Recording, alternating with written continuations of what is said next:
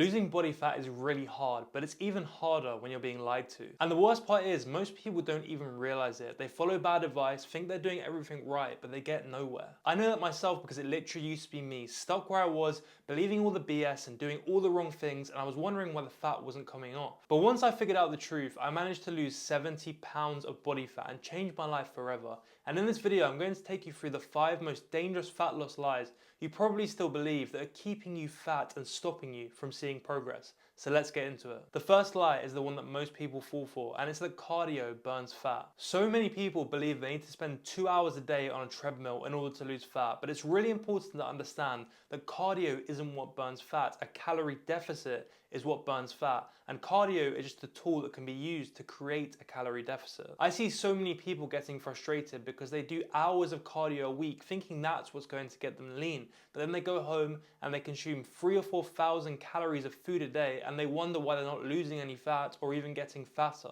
Cardio is a great tool for fat loss, but you have to nail your nutrition first. Once you do that, you should aim for 150 minutes of moderate cardio per week. However, it's really important to understand that everyone's moderate is different. If you're 400 pounds and morbidly obese, getting up and going to the bathroom might be moderate for you. But if you're 170 pounds and 12% body fat, going for a high-paced run could be your moderate. So what you should do is aim to be in zone 2 or zone 3, which means you can feel your heart pumping, but you're still able to hold a conversation. So if you find yourself barely able to breathe on an incline treadmill, for example, tone it down and find what is moderate for you currently. And not only is cardio great for aiding fat loss, but it also has a bunch of other benefits like cardiovascular health and heart health, and it also releases endorphins and serotonin when you're doing cardio, which makes you feel happy. At the end of the day, having an active and healthy lifestyle is the most important thing for everyone. So even though cardio doesn't directly burn fat, it aids fat loss, and it's really important to do for overall health and well-being. So rework the way you see cardio. See it as a tool that 1, helps you create a calorie deficit, and 2, keeps you fit and healthy. The second lie is the one that I personally hate the most, and it's the idea that you can spot reduce belly fat. Let me make this as clear as I possibly can for all you people way there in the back. You cannot spot reduce fats from any part of your body. It doesn't matter how many belly fat burning workouts you do, it is not going to melt away belly fat no matter what Chloe Ting and co tell you. Where you lose fat from first and last is entirely down to your genetics. Some people lose fat from their face first, others lose it from their arms or legs first, and certain lucky people lose it from their belly first. It's purely genetics. Personally, the last place that I lost fat was my belly, and as frustrating as that was, I had to accept that's just how my body works. You have absolutely zero control of where your fat comes off from first, but what you do control is if the fat comes off or not. So instead of obsessing over trying to burn belly fat or any other fat in specific areas of your body, focus your efforts on overall fat loss. That means creating a calorie deficit, eating enough protein, weight training, getting your steps and cardio in, and doing all of that consistently for long enough that the fat actually comes off. It's understandable that most of us fixate on specifically belly fat. It's the fat that you see all the time, and it's where you want it to come off from first, but you're going to waste your time chasing magic pills and magic fixes if you think you can spot reduce fat, so do not waste your time doing that. Ignore the bullshit and focus on what actually works, overall fat loss, and eventually your belly will go. The third lie is that fat burning supplements actually work. The reason that these are still even around and they still make money is that when you're desperate to lose fat, the idea of just popping a pill and all your fat burning off is really attractive. You yourself have probably been bombarded with random shredded influencers holding up the newest neon powder that is apparently going to burn off all your fat in 60 days. And of course that's going to be tempting. But the truth is, none of that shit actually works. Most of those supplements actually just contain either caffeine or green tea extract, and whilst that's going to suppress your appetite, it doesn't magically burn all your fat away. No pill, powder, or liquid can wipe away bad eating habits, skipped workouts, and inconsistency. And that's what makes fat burners so dangerous, because a lot of people think once they buy them, okay, now I can just put no effort in,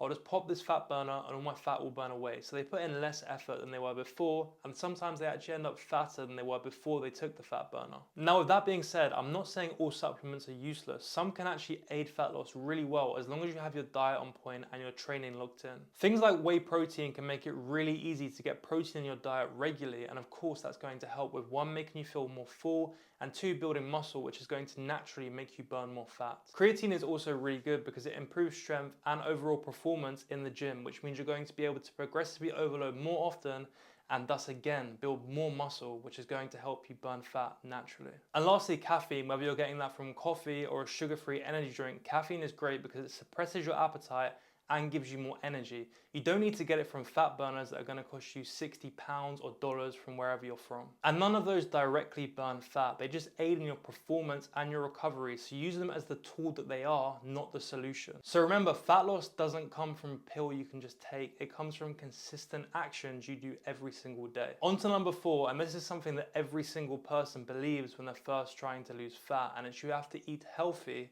in order to lose fat. Now, before I explain this one, let me be clear. I'm not saying you shouldn't eat healthy. Of course, you should absolutely try to eat healthy as much as you can.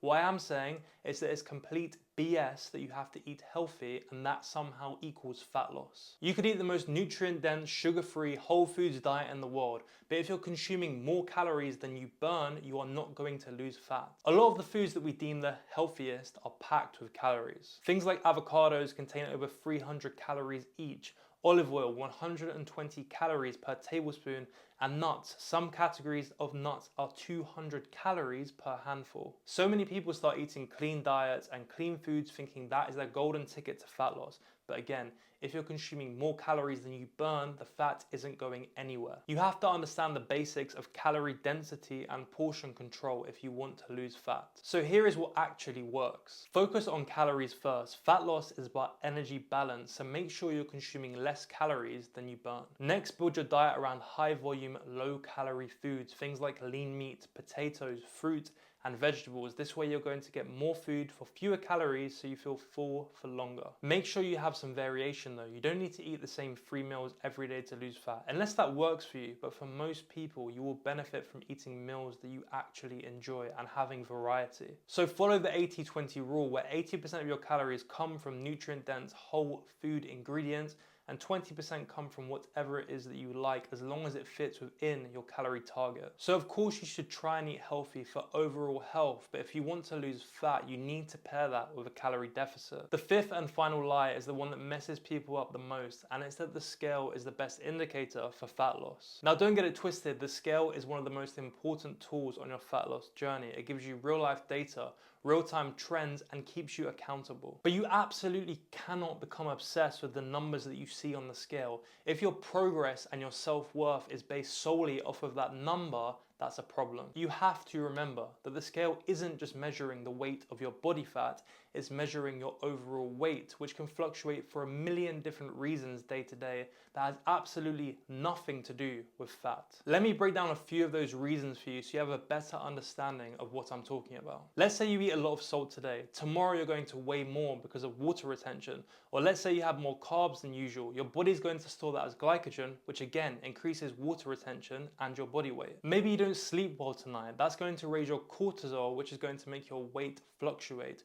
Or maybe you just didn't have a poo in the morning. Again, that's still weight. Believe me, I used to be the guy that would wake up, weigh myself, and if it was the same weight as yesterday, or God forbid higher, I would feel like a failure. What's far more important than a number on a scale is how you look and how you feel. Those are real life indicators of progress, not just some arbitrary number. So weigh yourself daily and record it, yes, but don't focus on the day-to-day weights. Focus on the averages, the weekly and monthly averages. Those are what actually matter. Also, take progress pictures. Muscle takes up a lot less space than fat, so you might be the same weight, but you might be way leaner and just have more muscle. And track your weights in the gym. If you're getting stronger, that's a good indication that you're building muscle, and again, that's going to increase your weight. But most importantly, do not let the scale define your worth. Chasing a number without deeper context is how people develop eating disorders and body image issues. So yes, use the scale as a tool, but do not let it control your emotions or define you. Fat loss is about long-term trends, not day-to-day fluctuations. So there you have it. Those are the 5 most dangerous fat loss lies that are stealing your progress. If you want more of this no BS advice straight to your inbox every single week, where I will send you my best recipes,